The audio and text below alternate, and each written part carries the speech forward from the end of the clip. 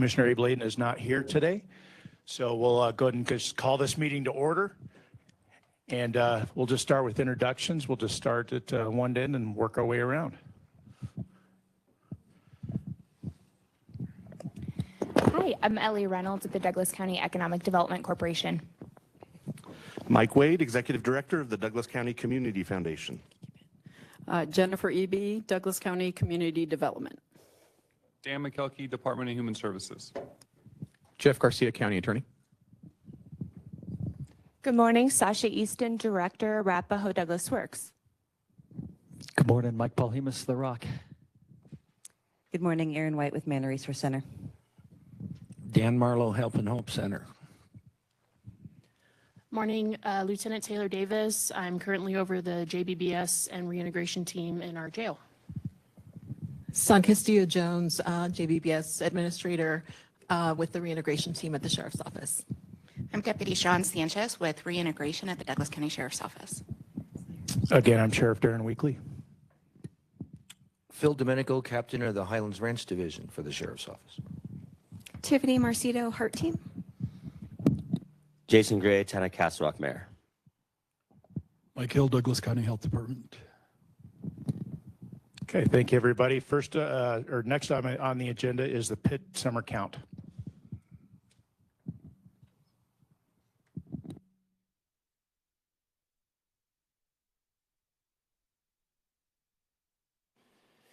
Good morning, everybody. Rand Clark, Douglas County Department of Community Development. We briefly covered this last month, so just a quick reminder for everybody. During the month of July, now for the third year in a row, we will be conducting our summer point in time count. This is a survey of those who are homeless across Douglas County. We'll be looking specifically at those who are temporarily sheltered, so staying in one of our time-limited programs, such as Douglas County Cares. Those that are staying in hotels overnight that are paid for by a nonprofit agency, and then those who are unhoused in our community. We'll be conducting the point in time count and asking where people stayed on the night of Monday, July the 29th. Jen, you can go to the next slide.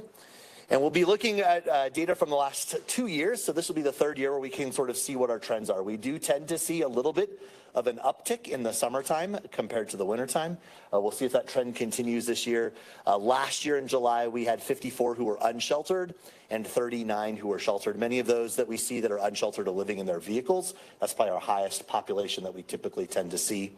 I know the Heart Team has been working hard ahead of the point in time this summer to make sure that we know where folks are, who they are, so that our summer point in time count goes smoothly. We'll have 4 Heart units that'll be out on the streets the week of the point in time. We'll use our existing DCSO deputies that have been assigned to the Heart, as well as our navigators and other staff from the county to go out and conduct that point in time count. Jenny, you can go to the next slide, please. We'll be targeting parking lots, those who are camping in their cars, outdoor spaces, our intersections, transit centers, especially the light rail, up in the Lone Tree area. And then we also really trust and rely on our community partners. You know, I see Dan over there from Help and Hope. You know, folks will come into Help and Hope that week and they're asking for food and they may be unhoused, and we'll be asking them to conduct that survey just so we make sure that we don't miss anybody along the way. And then as a follow-up to that, on Tuesday, the night after the count, we will be having our annual Strive to Thrive event. This is a community resource event that's put on by many nonprofits across the county. That will take place on July 30th, Tuesday afternoon at Southeast Christian Church in Parker from 4 to 6. It's a great way when we're out there talking to somebody who's unhoused. We can do the survey, but we can also say, hey, why don't you come to this event tomorrow evening? Here's a flyer. We'll have a lot of nonprofits there, a lot of resources. Let's try and connect you to the help and the support you need across our county. And so we'll be holding that for the third summer. We'll be conducting the data, and we hope to have our preliminary data reports to you at our next meeting in August. So, Jen, I believe that's it. Is there any questions? I'd be happy to answer any questions. Yes, Chief. Rand, I'm going to put you in touch with our Pike National Forest deputies. Yes, sir. Just so they're in the loop. So in that week, if they're during their patrol time, if they come across somebody, when you talk about outdoor spaces, coming across someone unhoused, living in the car or something on the Pike National Forest, just to give their information to get that. Perfect. Yeah, either that. Keep me, also Sergeant Baca, because I know last summer I believe one of the deputies, one of the HART units, actually like the week of, they went up and spent a couple hours in the forest with that deputy just to check on everything up there. So it's an excellent way to make sure we're covering all of Douglas County. So appreciate that, sir. Any other questions that I can answer? Thank you very much. Look forward to sharing with you what we find next month. So, oh yeah, Sheriff. Nope, you're good. Thank thank you. you. Appreciate it. Before we go on to the next item, I neglected to have our online folks introduce themselves. So I know we do have some folks online. If we could go do that. Bob Laguerre from Aurora, representing Mayor Kaufman.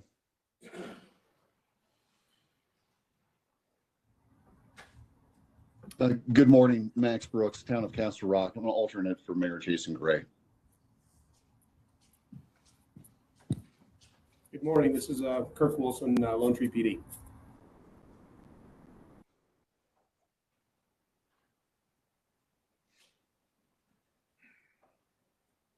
Okay, I know Chief Serapis, I believe, is online as well. So next item on the agenda is a HART team update. All right, thank you, Sheriff. I'll start in with the success story from last month. We received a call in the beginning of June from a family of 5 that relocated to Colorado from Virginia. While they were waiting for their apartment to become available, they ran out of funds for their stay in a hotel. So they found themselves living out of living out of their vehicle in one of the parking lots in the county. They applied for multiple county programs, contacted numerous churches for assistance. We were able to secure a 7-night hotel stay for them, and a local church helped fund their security deposit for their new apartment, pulled some funds together to pay for first month's rent, and the family moved into their new apartment on June 18th. They were very grateful for the assistance that they received from the county, and definitely a good story to have a family of 5 with little children housed in an apartment. And we'll go into our numbers from last month. We received 114 calls. 12% of those were from citizens, 4% were from the public, 24% were dispatched by law enforcement, 4% community partner referrals, and 56% were proactive street outreach. So in our downtime, we're really focusing on the bus stops, the hot spots in Douglas County to make sure that we are connecting with individuals in the community that are experiencing homelessness. So out of those call types, next slide, we were provided 2 with just general information if they were just looking for a shelter in the area, but didn't really want to be connected to HART and weren't really from here. 35 individuals were contacted by our team. 6 were not from Douglas County. 9 ended up not meeting homeless criteria. 10 refused services by our team. 1 had a law enforcement action, so they were either arrested on new charges or were arrested on a warrant that was found. 50 no unsheltered people were found. That could be from our proactive street outreach if we were at a bus stop or RTD, on trails and we didn't locate anybody. That is what we log for that activity. And then 1 unoccupied camp was found, and that has since been cleaned up as of yesterday.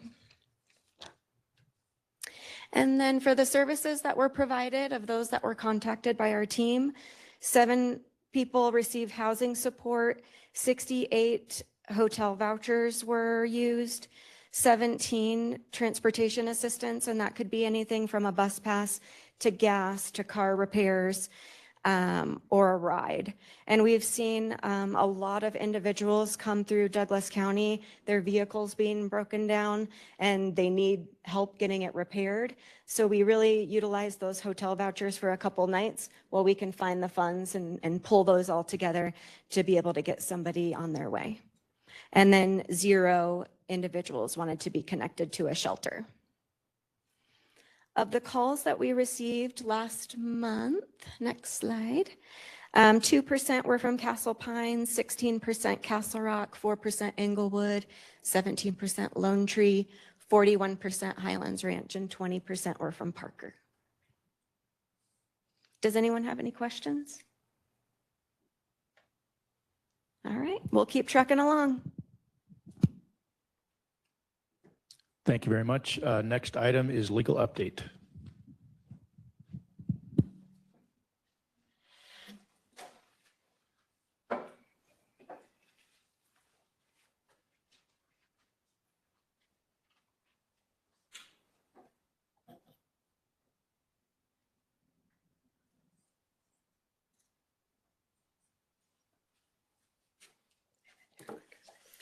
don't know who set the agenda today, but I always hate going after Hart because Hart's all the good news, and then I end up having to talk about legal stuff. So, how many people I helped this month? Questionable. Her? A lot. A lot. So Commissioner Layden asked me to come and talk to the group because there has been some Supreme Court decisions affecting camping bans and homelessness and how we can best help some individuals. So I'm Jeff Garcia. I come and speak with these whenever we're making changes to our ordinances. Let's see. And we tend to do that from time to time. I want to talk about how we got to an ordinance in Douglas County to start. So in 2022, there was a decision called Johnson v. Grant Pass. Grant Pass is a tiny little town of about 39,000 people in Oregon. They had very few resources, and they started to experience a significant amount of homelessness. They didn't have a lot of resources to have shelters or to provide funding or to do some of the things that a lot of people would like to do or can easily be a patch to some of these situations. And so they passed a ban on camping and parking in public spaces overnight, and they were sued. And so when you start off with a situation where you don't have a lot of resources to provide services, then you're sued and you have to bring something to the Supreme Court. That's not cheap. But they did a great service to everybody because it required the Supreme Court to discuss a problem that is prevalent across the United States.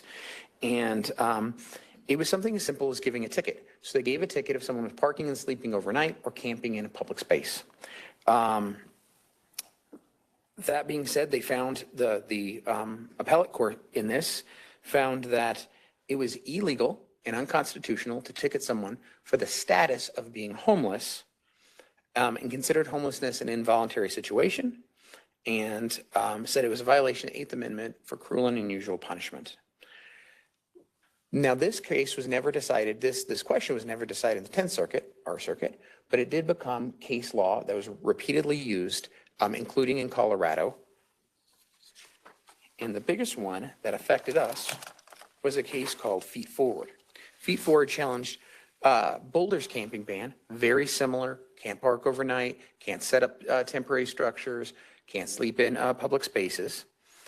Now, that was the first case I talked about when I started here, and we decided to do a camping ban based on the language in that case, where the court said structures you can manage. Right? That has nothing to do with punishment. You can say who can put up what structure. So no tents, no problem. No temporary structures, no shanties, no that kind of thing, not a problem.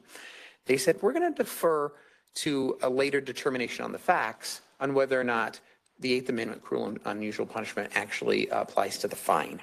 So when we wrote our ordinance, we included an exclusion that said, if someone refuses services to a shelter or there's no services, I'm sorry, I did that backwards. If there's no services available, then it wouldn't be able to, we wouldn't be able to give a fine.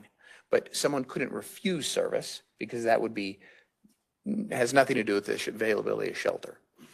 Well, the Supreme Court weighed in on Grant Pass, and it was all over the news. You probably saw it on CNN, Fox, everybody talked about it. There are several articles in the Post about it. It was on all the local stations. But what they found was that it wasn't unconstitutional. It wasn't an 8th Amendment violation. And that the United States is currently, they said the western portion of the United States is currently in a homeless crisis. And that there has to be policies made to address that crisis. And that homelessness, although the opinion isn't strictly clear on it, there are elements of homelessness that are not involuntary. And they talked about intoxication. They talked about refusing help. The other side of this said that it was a terrorizing situation, that it was humiliating and disgraceful. And I think a lot of people in the room probably would agree with that. But the reason that Douglas County has an ordinance is to prevent someone from being in that situation, from being in a humiliating situation, disgraceful situation, a situation where they don't feel they can go get help. And that was the goal of the ordinance all along, was that it gives us a means to offer help. So, the board has asked me to look at how we can apply the new Supreme Court decision to our own ordinance and also offer assistance and welcome anyone who would like to discuss this. So if anyone in this room or anyone who's listening to this recording ever has a question about this, please give me a call. I'm happy to talk about what Douglas County is doing and talk about how we can better partner in this. But the first thing that we're going to do is we're probably going to remove the shelter requirement. so that we're no longer beholden to shelters outside of the county, because that's the biggest thing, right? We don't have a shelter in the county. So we have to call Aurora, or we have to call Colorado Springs or Denver to see if the shelter's available. We no longer have that as an option. However, knowing the people on the HEART team, I know that shelter was going to be offered and that we're going to provide resources, including resources outside of the county. But that being said, the goal of this, and some criticism I received, is that we're criminalizing status, which isn't the case, or trying to create a revenue stream. There's no revenue stream in this. I don't anticipate any time we ever give a ticket for this to ever be paid, right? The people who are experiencing homelessness are not a revenue stream for Douglas County. Instead, we want a better tool for HEART. We want to be very clear that we're following the law from the Supreme Court and from Colorado, and that we're avoiding litigation, that we are working with the tools provided to us, and have a clear expectation that our public spaces are not for public camping. It's not for a place to be when you're homeless. There are locations for that, and we'll help you get to them. But it's not our parks. It's not our parking lots. It's not our sidewalks. Questions? I know that was quick. I will say that I have received a couple questions after putting this presentation together, and I shared it with some of the municipalities, and I shared it with some of the individuals in this room. And one of them was the question, what does it mean by public space or public property? Does that just mean Douglas County property? Does it mean property owned by Highlands Ranch? Does it mean the municipality within there? Does it mean the federal, a federal park or the state park? And I don't have an answer, and they didn't talk about that. But we will have an answer, and we will address that in the ordinance change. If anyone has thoughts about that, please reach out to me. Please reach out to the commissioners. Yeah. So when you say that a person's issued a ticket, there's a fine that goes with it, you're not expecting to pay, but then the court's going to turn around and issue a warrant. Yes. And then we're going to fill the jail up with these warrants, which they're already, the court system's already bumped down with these very minor infraction warrants. What's the county's position on this? Well, I won't speak for the board because I know better than that. But that was a joke. Everyone can laugh. That was actually really funny. But the goal isn't to ever issue the ticket. The goal is to have probable cause to go up to an individual who's sleeping in a park and offer them services. And knowing that in the event that someone does fail to pay and they get into the court system, that we use those other diversion services and some other means to get them the help they need, whether it's addiction or resources as far as housing. I always come to these meetings and hear about wonderful people in the community who are providing those ways out, and hopefully this is just a tool to get them to a way out. I don't want them to end up in jail, right? No one wants that. Jail isn't an answer to homelessness any more than the park is. Very true, but we will enforce the law. Absolutely. Yep. Any other questions? Yes, sir. So, I guess, am I understanding correctly that in essence, Douglas County is saying that, in essence, Douglas County is saying that being homeless it's illegal to be homeless. Nope. It's illegal to use public space as a place to sleep. So, can you help me understand the difference? Sure. So if you're homeless and you want shelter or you want support, go ahead and call the Heartline and we'll help you find the appropriate place. But sleeping in the park, sleeping on a sidewalk, that's not the appropriate place. So removing the requirement that there be shelter available, how does, I guess, how is the county addressing that? Because if there's no shelter available, is there a plan to build shelter in the county? I don't believe there's a plan to build shelter in the county. I think we've actually been pretty adamant against that. But there are partnerships that we have across the state. I believe we have funded the Aurora campus shelter. I think it's Crisis Center. We have partnerships with those in Denver as well as in Colorado Springs.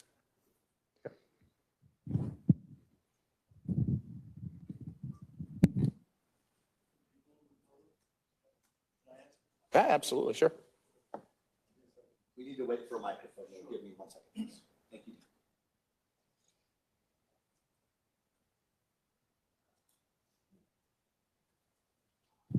Thank you. Yeah, so you're saying basically that people that have, let's just call it a vehicle, that they have a place to live and they have a place to shower and their whole life is just set up reasonably, decently. They have money in their pocket, blah, blah, blah.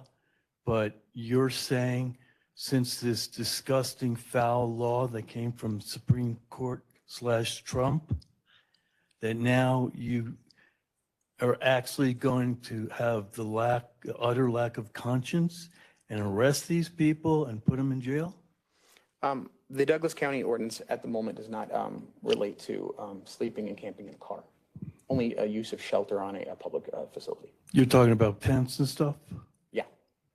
Okay, well, I'd love to talk to you about it because the echo chamber here is repugnant, and that includes yourself, but thank you. And we spoke before, and I know we've spoken before on business meetings. I know you've shared that with us. Okay. Thank you, sir. Any other questions? Okay, thank you very much. Appreciate it. Thank you. Next item on the agenda is goals.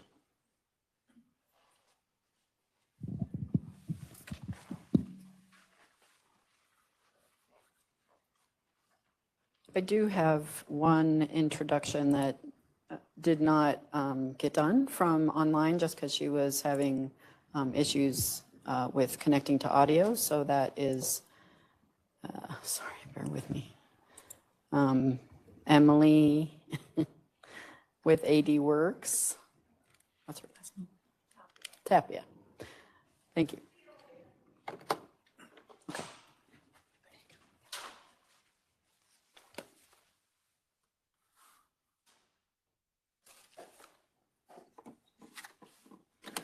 Hello, good morning, and thank you to the Douglas County Homeless Initiative. Sorry about that. It's a little too early for me, I suppose. But thank you all for allowing me to be here to provide an update on our GOES program. I am Dante Latson, the Chief Executive Officer of Family Tree. Family Tree got its start in Jefferson County in 1976,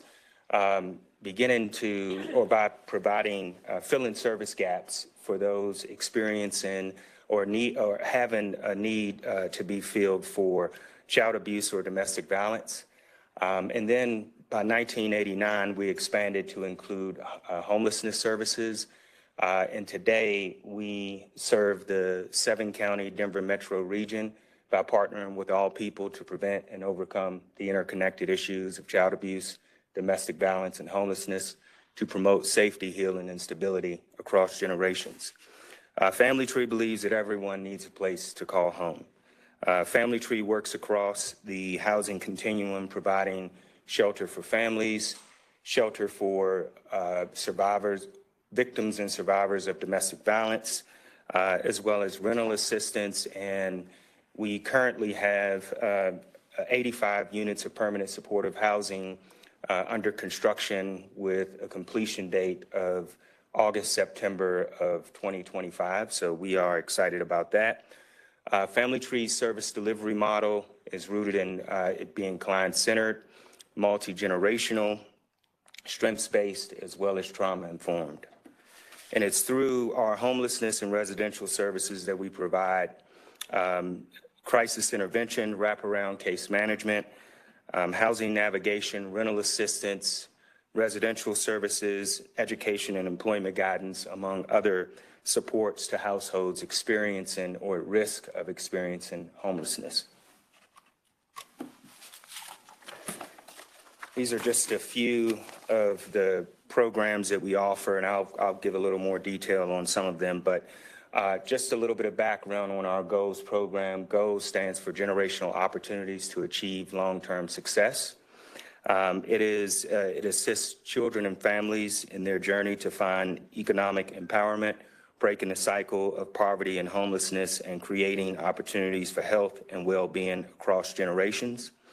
Each family has access to a private room, common living areas, bathrooms, and kitchens. And the residency in the program is up to 9 months. And you'll see later in the slide that we're averaging about 143 days, so not quite 6 months for families to go through the program. And that is largely just dependent on what their overall needs are as an organization. Some of the services that we provide, which are evidence-based, is one is our Safe Care program, which teaches parents the tools to provide a safe, healthy, and loving environment for children ages birth to 5 years. And there are 3 modules that it consists of: infant and child health, home safety, and then the third one being parent and infant parent-child interactions. And then we have Incredible Years, which is also evidence-based early intervention parenting program, which focuses on strengthening parenting competencies and fostering parent involvement in children's schools experiences to promote children's academic, social, and emotional skills and to reduce conduct issues.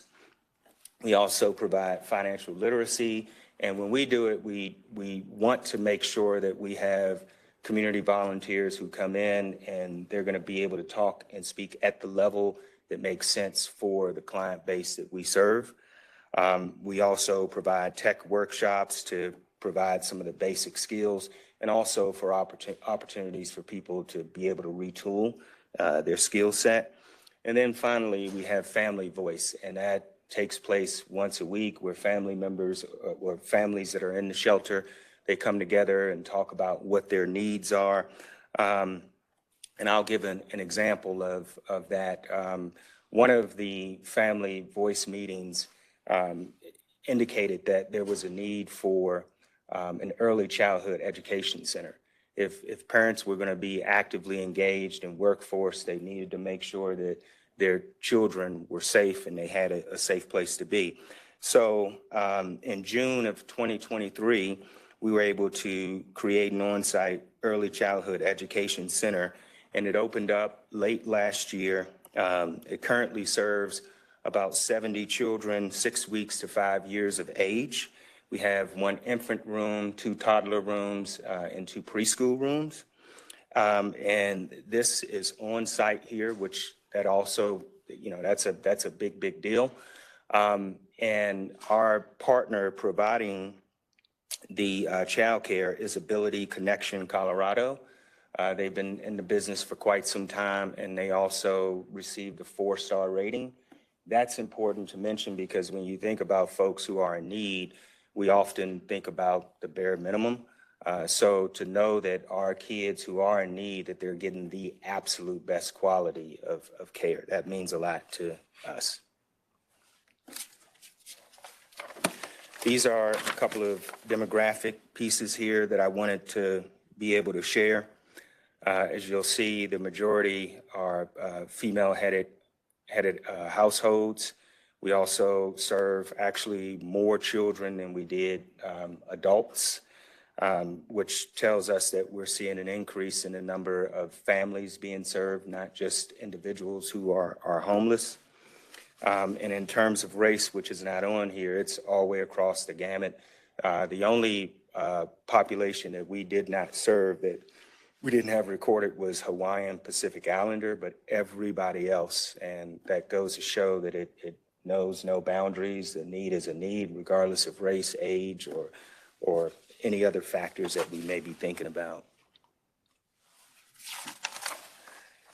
These are a couple of the outcomes. As you can see, we provided over 10,600 nights of shelter to 35 individuals. And individuals, we're talking about the adults in 31 households, including 61 children. Our goal is to make sure that 80% of the folks that we serve, that they exit to safe and stable housing. So we're slightly below that. But the numbers, keep in mind too, in order to make it statistically relevant, we're talking about 28 families in it. So to get to that point, it's 20 families that have been able to exit to safe and stable housing. So we're not too far off, but the goal is, of course, to make sure that we're at 80%. And sometimes it just depends on the families that you have and what their overall needs are, but we're still proud of these outcomes that we have. I want to provide a couple of updates on renovations here. I know when I first saw these pictures, I thought, oh, okay, so we just went vintage. It looks nice here. Those are not updated. As the slide indicates, it's before. This is a view of what the before looks like. And it was really the bathrooms that kind of had me a little surprised. But as you can see, the bathrooms, you have the common areas, the kitchen, which is severely outdated, and the flooring. And this next slide, let me just end the suspense, okay? It's nothing too special in terms of aesthetics, okay? We still have a ways to go, and I'll let you know where we are in that point and how we got to this point. But we were able to secure funding to renovate the bathrooms, to expand ADA access and building efficiency, and then a 10-room expansion. And so when you look at these right here, again, this is sort of a shell. We've had some delays in hitting some coding snags, which I'm pretty sure you all can relate to, but much of the work has been done. However, as you can see in these pics, the cosmetics and the expansion of the bathrooms are still in progress. More specifically, we've had some disputes with the codes, which codes apply and which codes do not apply. And these plans were previously reviewed, approved, and agreed upon, and then we've had a different inspector who disagreed, and that's caused some delays in the project. So as a result, we've lost about 2 months due to negotiations with the city. But all the drywall is up and the paint is in progress. The rough plumbing is done and fixtures in the bath are being installed. The condensers for air conditioning are installed and being connected to the electric system, as well as the furnaces being installed, and they've been installed a few weeks ago. And our new completion date is, originally we were hoping the end of June, July, and now we're at the end of August. So the next step is for us to be able to hire, train up staff, and then we anticipate beginning to accept referrals for families sometime around mid-September.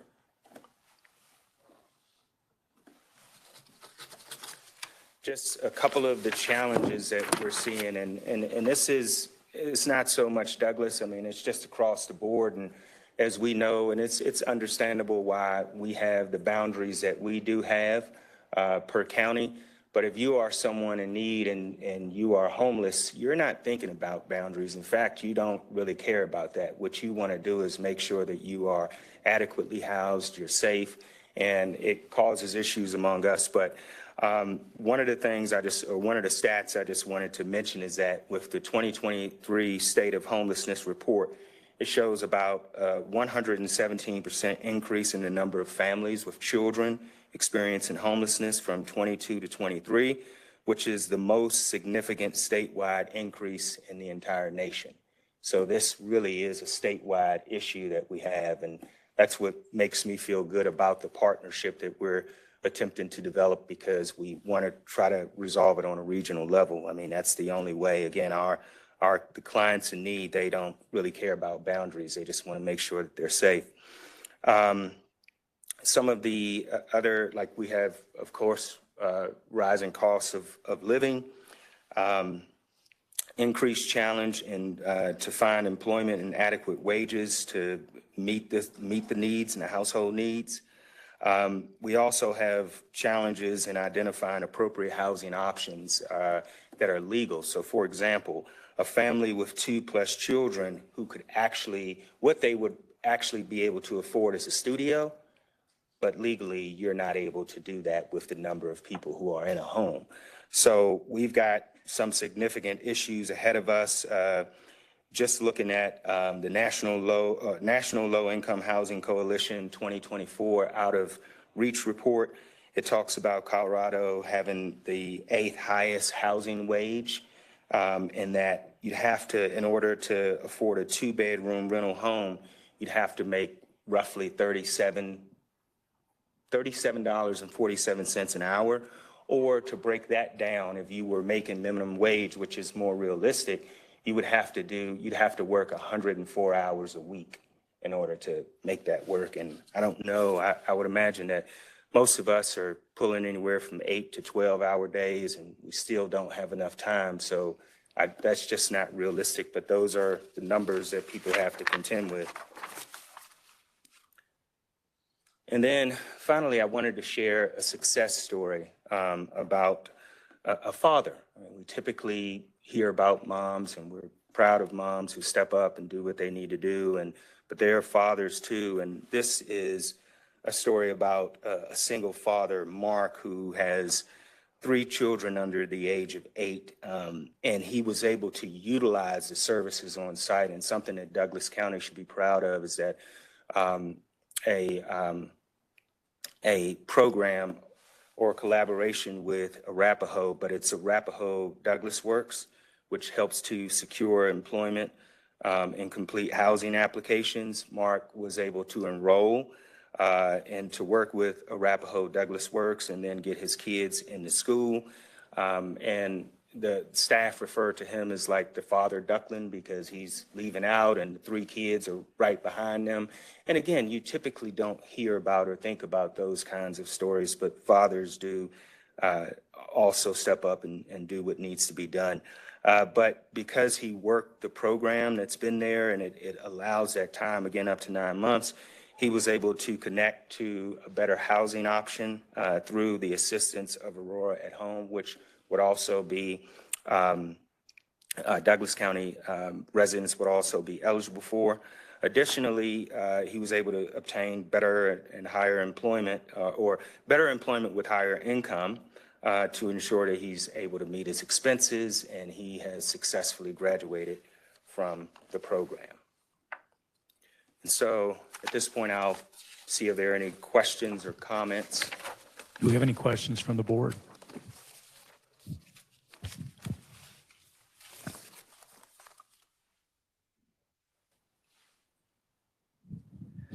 First off, I just want to say thank you. Just even as you present, I just see this isn't just a job, it's your heart. And I love that Douglas County has partnered with you guys in this. Had just 2 questions. One that just came up right at the end. You were saying 117% increase of families in homelessness in Colorado. 117. 117%. What is it? Where did that come from? That is the point in time survey. Okay. And thank you. And then I was just wondering, what is the typical intake process you talked about with referrals? Is it solely through referrals, and if it is, who are the referrals through or from? And I guess what's that typical process if there's a family that's in need and say someone is aware of the family, how does that process work to get them into the program? Yeah. So we work with all partners, and here it would be Dan's team, Rand's team, and they would just reach out to our team members, and we would then connect them to the on-site resources to make sure that they are eligible, and then we would figure out the logistics from there. So it's not a difficult process. We try to streamline it as best as possible, and I think the unique piece about this setup is that if you haven't been out, I would encourage you all and let me know. Happy to have you come out for a visit to take a look at the campus. But it's a fairly large campus, and our hope, I probably shouldn't say this out loud, but my hope or my dream would be to be able to further develop the campus for additional housing. But right now, that's the setup. So most of those services are on site. We do have partners who provide services where they are not on campus and they'll come out to the campus. But everything, we try to make it to really encompass all of those services on site or as much as possible. Just the one thing I would add to Dante's comments is we did seek and receive permission from the state not to have the residency requirements for Douglas County to use TANF dollars for families who are from Douglas County who will live at goals. So normally speaking, you have to live in the county in order to receive the services. So for this program, because we don't have a family shelter and transitional housing in Douglas County, we did seek and got approval for both the child care program and TANF to be used. I just mentioned one other thing. I had the opportunity a couple of months back to provide a presentation to the roundtable of the faith leaders roundtable, and just talked about the expansion that we're doing. And I also want to just briefly share this with you all, but we're looking for donations at this point. So once the construction is completed, we'll need to be able to outfit the facility. And some of the needs are bunk beds and bed frames, mattresses, sofas and chairs, bedside tables, cribs, bedding, which includes sheets, pillowcases, comforters, towels, bath mats, any neutral art or wall decorations, kitchenwares, toiletries, ramps. Just if you think about some of the things that we all appreciate in our own lives, if there are some opportunities there, I'm pretty sure with Rand. Rand has been really great to partner with, and he's been the liaison with the faith group for us. But I just wanted to extend that to all of Douglas County, because we are very fortunate to have Senator Crow's support, and it was through him that we were able to get the congressionally directed spending to do the expansion. So we want to make sure that this turns out well and works out well for all of Colorado as well as Douglas County residents. Let me just, if I can, Dante, thank you. So we would like to open up the opportunity for many to partner alongside of Dante and his team at Goals. We have reached out to many of our faith-based organizations, talked to them about adopting a room. So think of one of these rooms that Dante showed you. You know, what would that look like if a local club, organization, faith-based organization adopted one of those rooms and provided the beddings and the linens and some of the neutral wall art, and we're just to be able to make that room a home for a family, a wonderful opportunity to partner. We also are in need of funding to help purchase the furniture. That's something we're not taking donations on, just because we want to make sure it's of a quality that will last over time, and it's a wise investment and wise of use of funds. And so if you're interested in doing either one of those things, please let me know. We do have one church, and I think you all have a community organization or church that's also, so we've got a couple on board already. We do need more. I believe the goal is to find enough organizations to support 10 rooms. And so please contact me directly, and I'll be working with Dante's team. And then, Mike, I wanted to answer your question around how we get folks into Goals. And so he mentioned both Department of Human Services and us. We met with a number of community partners about 2 weeks ago, including nonprofit organizations, Catholic Charities, MANA, some folks from AD Works were there. All Health was there. The department was represented. I'm probably forgetting some. Steve will help me. And we are looking at how we can kind of work together to more effectively match services with our residents, right? We'll have folks that need to go to Goals. We'll have folks at the appropriate services, DC Cares. We'll have folks that need to get into shelter, and sort of to look at how we can efficiently work together to match the folks in our community who need housing or shelter services to the appropriate resource, and to give them as many options as fit. And so you did have staff with there. Patrick was there. And so that's our plan, is to kind of work together to identify who those folks are in our community, and through a brief assessment process and a collaborative process with the family, try to match them so that we have the right families that will fit the opportunity that Goals presents, ready, lined up, ready to go, and be able to do that. So we're working behind the scenes to make that happen. So excited about that opportunity. So yeah, Dan. Is there a dollar amount per room that you can say that? You know, that's a good question. I am not sure, but what I can do is get that Dante, information. Can you repeat the question, because everybody online? Sorry. So The question is there a dollar amount associated with the outfitting of each room? And my response is I'm not sure of an actual dollar amount, but what I want to do is check with my team to get that information, and I can provide it to Rand. But that's a good question and relevant. Also, you stole my question, but that was a good one.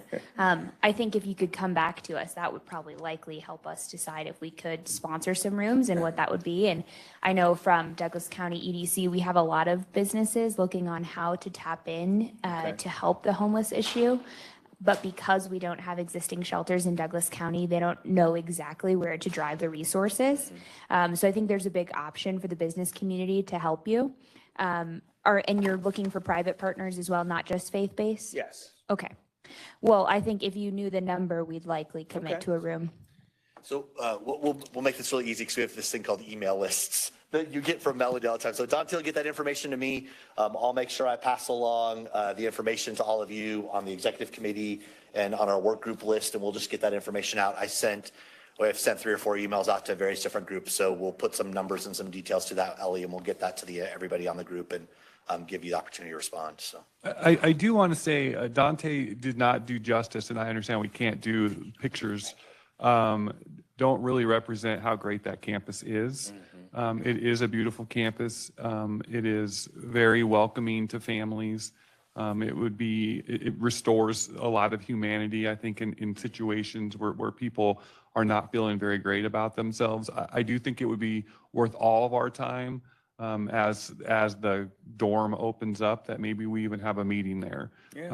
Because the child care center is also very impressive.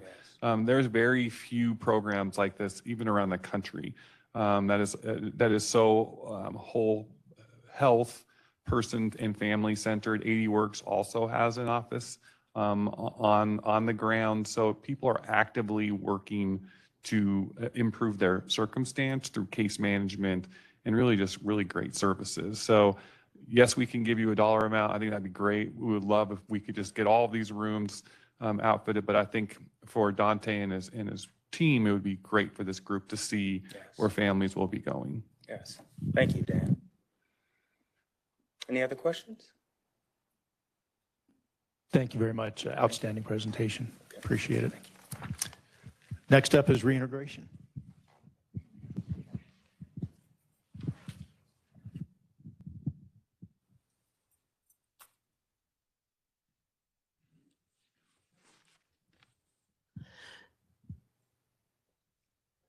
Are we ready? Hello, good morning. I'm San with the reintegration team at the Sheriff's Office. We are here today to share some, thank you. This one.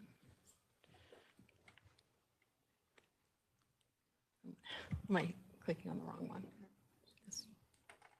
There we go.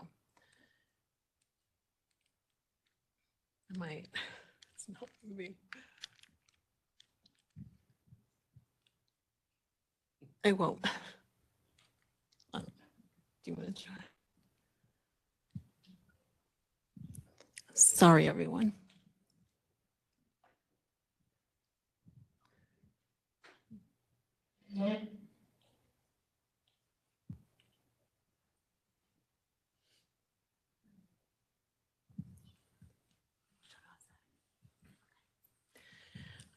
Sorry, let me start over. Again, I'm San with the reintegration team at the Sheriff's Office. We are going to share some data with you guys today. I want to start, though, by introducing our team so you all have a good idea of who's focused on what. First off, with the Sheriff's Office, we have Lieutenant Taylor Davis to my left and Reintegration Deputy Sean Sanchez, who is the face of reintegration out in the community, and myself as the programs administrator. Our JVBS team is made up of 2 SUD clinicians. We have Jennifer and Michael. They provide ongoing long-term substance use disorder treatment. We have a competency case manager, Hydea, who focuses on those who have been deemed incompetent to proceed. A pre-sentence navigator, Damien, he works with those who have been in our custody 3 or more times in 1 calendar year and who have not been sentenced yet. Our case manager, Guy, works with those who are in the jail medication-assisted treatment program. We also have a reentry program case manager, which is vacant right now, but this position can work with the rest of the inmate population. We partner with 80 Works Workforce Center. Our employment specialist, Randy, provides employment readiness workshops and resume building classes. And we also partner with the Department of Human Services, and we have specialists who answer questions about Medicaid, food assistance, and child support. And with that, I'll turn it over to Lieutenant Davis. Thank you, San. So through that team, when somebody is ready to be released from our custody in the jail, there is a lot of release planning that goes into place. And we try to look at each individual as just that, an individual. What parts of them need to be made whole to hopefully help them from coming back into custody, be it in Douglas County or any other jurisdiction. So the release planning goes into documentation replacement. A lot of times IDs get lost, things like that. It can be hard to do anything in life without proper identification. Looking at employment resources, Medicaid, food assistance, transportation, social supports, housing, and then substance use disorder and mental health treatment. So from January 1st to June 30th of this year, of those individuals released who are in the program, 86% had a history of substance use disorder. Mental health diagnosis came in at 68%, and 80% of these individuals reported some kind of homelessness. Now, HUD defines homelessness in 4 categories, which is literal, imminent risk, instability / couch surfing, and then fleeing domestic violence. So of our 80%, or of the individuals who reported being homeless at 80%, if you're doing the quick math, those numbers obviously add up to more than would be 100% there. They do have the option to check multiple boxes. So for some, they are literally homeless, but every now and then they also might be couch surfing. So that's why we kind of see some different numbers there. But one big asset that we have is Deputy Sanchez. In this release planning, she is well connected within the community. She knows a lot of resources. Obviously, the team knows the resources, and we really are trying to get individuals, whether it's into a program, whether it's into sober living, whatever the case may be. But oftentimes, Deputy Sanchez is transporting these individuals to these locations, so we're not just releasing them from the jail and saying, hey, hope you get there. We're actually making sure that they do get there and that they're set up for success.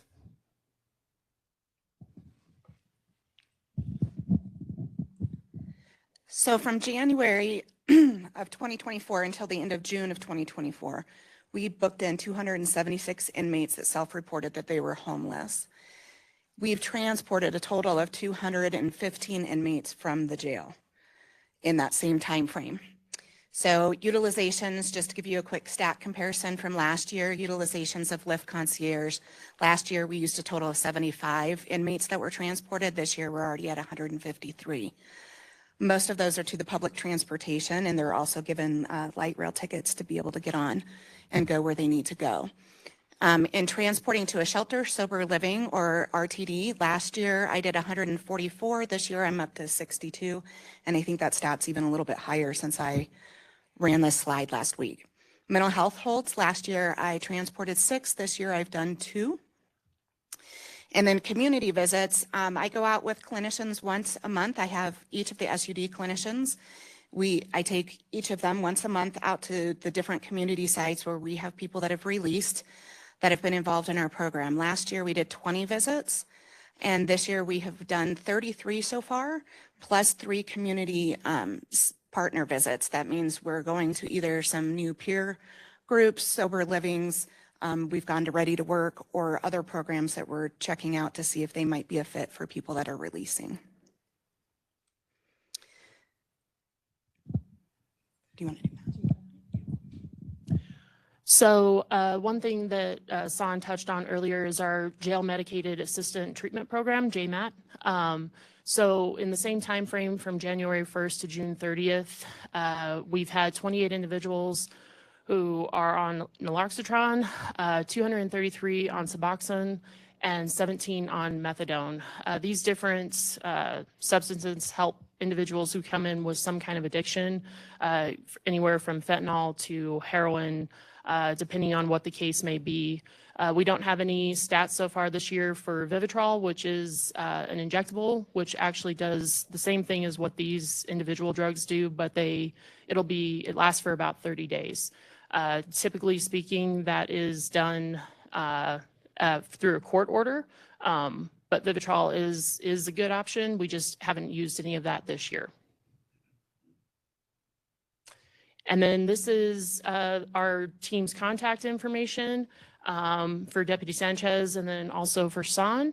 So if you do have any questions, or if you think that there's a program out there that we're unaware of that we could connect with, obviously feel free to reach out. That reintegration email down there is kind of a catch-all. So yeah, definitely take a picture of that slide and reach out. So thank you. And if there's any questions, we're definitely open to taking it.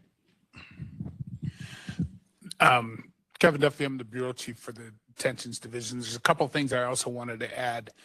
I think that the stat on the homelessness is an important one to understand when we're talking about the people within the reintegration program and the JBBS 80% homelessness. If it wasn't for our reintegration program, they were homeless when they came into the jail. They're going to be homeless when they leave. And we don't want to become part of the problem of then we just let them walk out of the Justice Center released. And now we've added to the homeless problem in the city of Castle Rock. That's why it's so important for the work that Deputy Sanchez is doing, is to be able to identify where these people want to go and help them get there, so we don't just push them out into the street in Castle Rock and then make our problem Castle Rock's problem. And that's been very, very successful.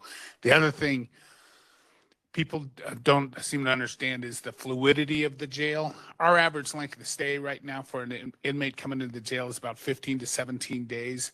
So a lot of this work has to be done, and it has to be done very, very quickly in order to identify the services that are needed and get them the services that need them before they're going to be either released on a bond or time served or whatever, however they're going to be released from the jail.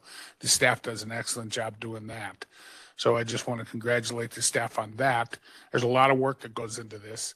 And it's our reintegration program, I think, is probably one of the best reintegration programs in all of the county jails up and down the Front Range. And it's something that this county should be very, very proud of, the work that they're all doing. So thank you. Thank you, Chief. This is Dan McKelkey from Human Services.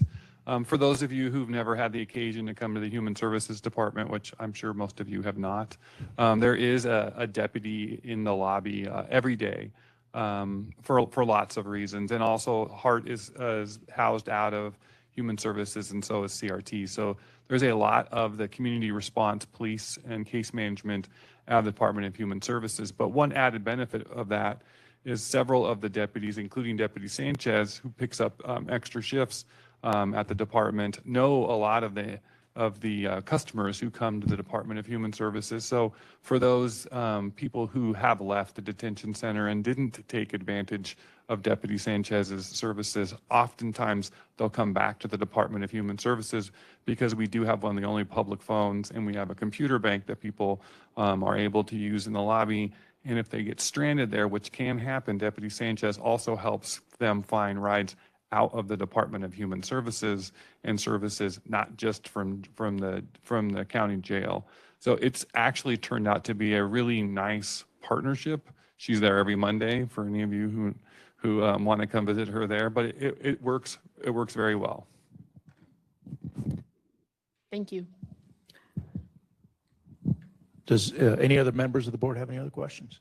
I just also want to echo that the partnership that we've seen with the reintegration officer, with Deputy Sanchez, and also what is happening with the work that you're doing in the jail has been extremely effective, and a really nice collaboration for the HART team as well. So we appreciate the partnership that you all are providing and the collaboration that comes along with that, because that's made a big difference. So it takes a village, right?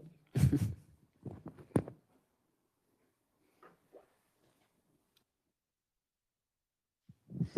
just want to say I love what you guys are doing as well. I was just quick question. If there was one need that would have the greatest impact on what you guys are doing, what would that be?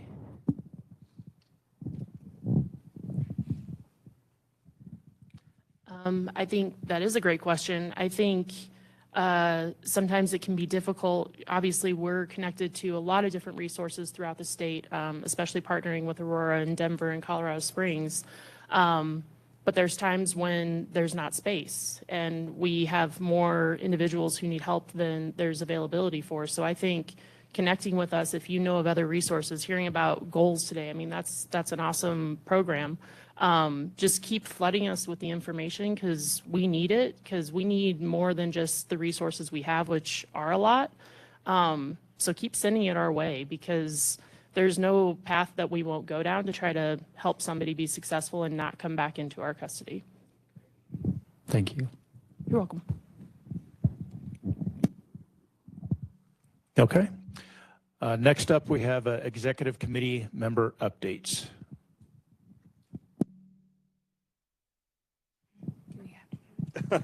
I'll give her update for her then. Economic development is doing great. Mike Wade with the Douglas County Community Foundation. Quick update from us. As you all are aware, last meeting we were fortunate enough to be able to give a distribution to one of our partners. So as a reminder to everyone, if they go to douglasHasHeart.org, they can make a donation to our Douglas Has Heart Fund. When that fund reaches a certain dollar amount, we immediately provide that next quarter a donation to one of the homeless organization partners that we have on there. We at DCCF manage and host the fund at no charge. There's no fees involved with it. So 100% of the donations that come in go right back out to the community partners. So we're back at the beginning of the cycle. And so hopefully by next quarter, we'll I just received a donation this last weekend. So hopefully it'll continue on like it's been for the last, Jen, year and a half we've been doing it. And hopefully we'll be able to have the funds for another distribution then. So you can go again to douglasHasHeart.org or to our website at dccf.org. And she will. Ellie Reynolds from DCEDC now. The only update I would just say is the last time that we met, there was kind of the need for the business community to re-engage with the initiative and to be able to utilize the resources. And so after the request of the last board meeting we do now have something set on our DCEDC calendar to host a luncheon with the business community, to be able to have an update about all the resources that they have, and then to be able to distribute that. So we're thankful for Jennifer and them presenting, and we'll also be joined with Commissioner Layden at that to give an update.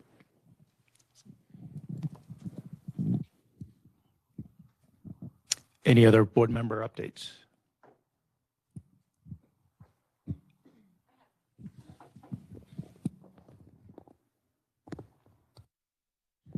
So I have a couple exciting events for you all to have save the dates. So our business services team has a veteran networking event happening at ACC Sturm on September 27th at 9:30 a.m. And then we'll also have a job fair at Cherry Hills Church in partnership with Mana Connect on September 25th. So more details to come. We'll be bring flyers to the August meeting. And then also thank you to San and her team for recognizing 80 Works. We have increased our in-reach at the jail and increased our number of services and presence in terms of days. So we're really excited about that too. Thank you. Anybody else? Let's check and see if we have any online updates from executive committee members.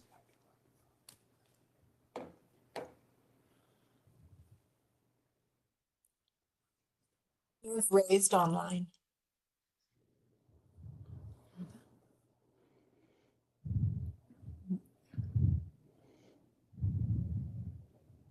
Okay, I guess we're good. Okay, next on the agenda, public comment.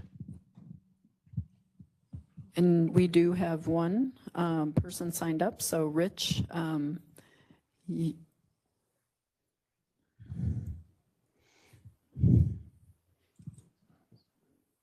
I just want to say I appreciate all what you do, but the best thing you can do as human beings is seems to be use problem.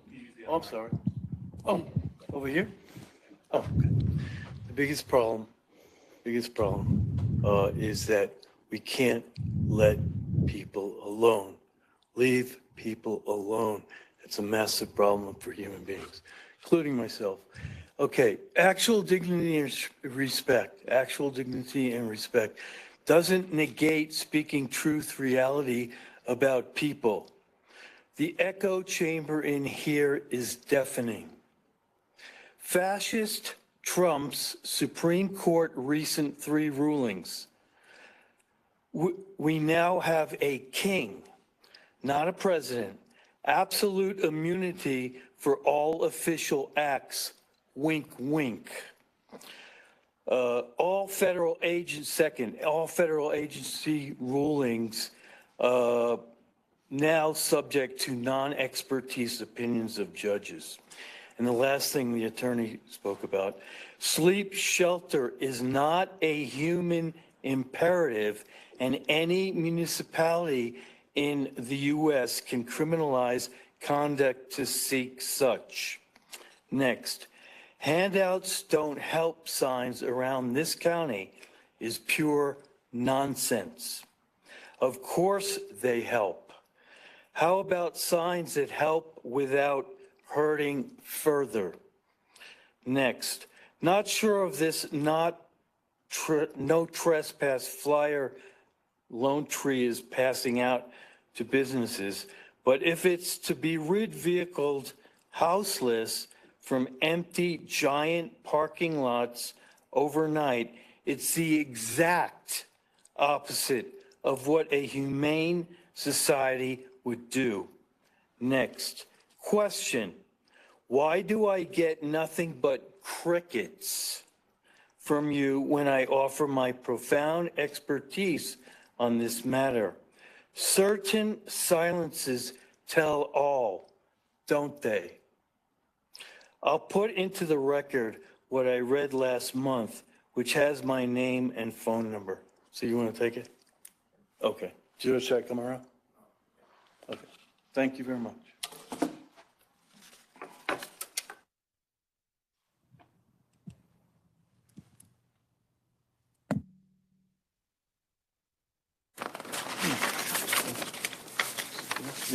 Thank you. Sounds good. Okay.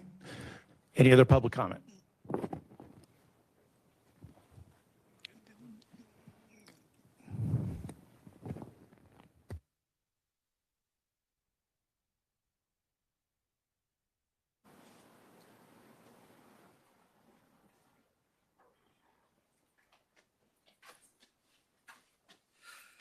Just real quickly, I'm not going to take a lot of your time, but it sounds like you guys are doing great work. I'm happy to hear that Douglas is doing all this.